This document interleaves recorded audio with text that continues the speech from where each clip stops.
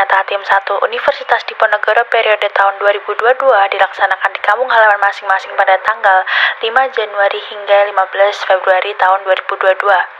Hal ini dikarenakan karena adanya peningkatan jumlah penderita COVID-19 di berbagai daerah yang tersebar di Indonesia. Maka kegiatan KKN Tim 1 dilaksanakan secara mandiri di daerah asal masing-masing mahasiswa. Rektor Undip Profesor Dr. Yos Johan Utama dalam sambutannya mengungkapkan bahwa peserta KKN Tim 1 tahun 2022 diharapkan dapat melakukan hal-hal terbaik selama KKN berlangsung di tiap daerahnya. Saya berharap betul bahwa Anda bisa paham betul bahwa KKN ini bukanlah kemudian menjadi suatu beban buat Anda, tetapi kebutuhan Anda. Butuh untuk bisa punya tempat di mana Anda bisa melakukan pengabdian kepada masyarakat. Dari mulai menemukan masalah, merancang penyelesaiannya, mencari pendanaan, melaksanakan, mengevaluasi, dan segala macam. Curahkan betul bahwa pengabdian itu bagian dari ibadah Anda kepada Allah Subhanahu wa Ta'ala. Dengan mengucap Bismillahirrahmanirrahim, maka kuliah kerja nyata periode 1 2021-2022 Universitas Diponegoro nyatakan resmi dibuka. Semoga Allah Subhanahu wa Ta'ala memberikan petunjuk dan perlindungan bagi kita. Amin. Amin. Amin. Amin. Amin. Assalamualaikum warahmatullahi wabarakatuh.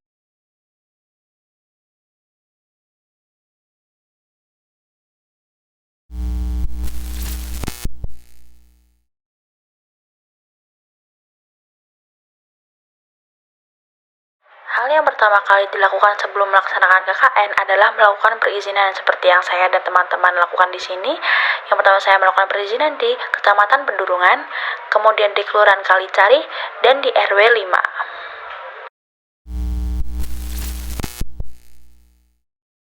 Program kegiatan KKN yang dilakukan di wilayah RW 5 Kelurahan Kalicari Kecamatan Pendurungan Kota Semarang dengan kondisi lingkungan di mana beberapa warga RW 5 sudah terpapar COVID-19. Diperlukan edukasi khusus mengenai pencegahan virus Omikron terhadap balita dan lansia di wilayah sekitar Kalicari.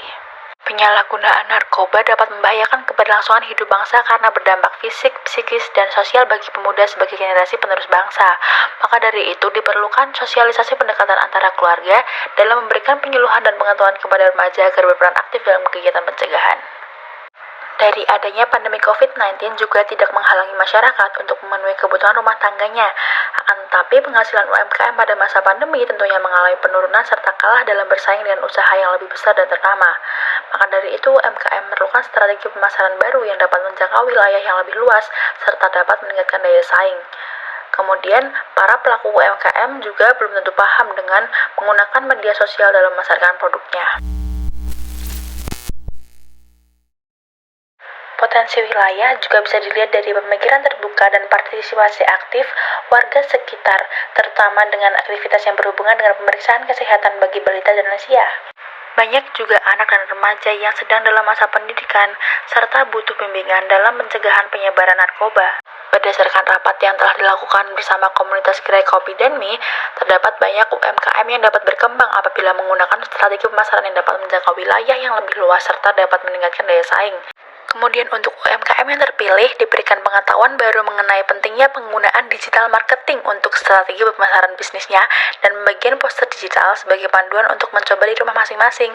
Kemudian akan dibantu dengan pembuatan desain dan feeds untuk media sosial bisnis tersebut.